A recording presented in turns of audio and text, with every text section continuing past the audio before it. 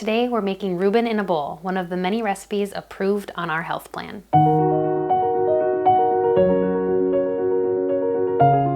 "12 ounces of raw green cabbage, sliced thin.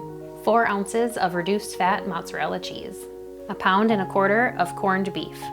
2 cups of strained sauerkraut. 2 teaspoons of a low sodium garlic seasoning and 2 teaspoons of a low sodium ranch seasoning.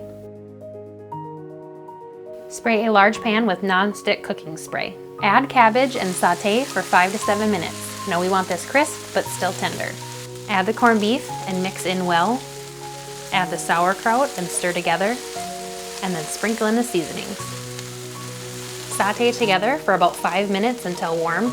The corned beef and sauerkraut are already cooked, so we're really just heating them up. Use tongs and divide equally into 4 ramekins. Make sure your dog gets a sample.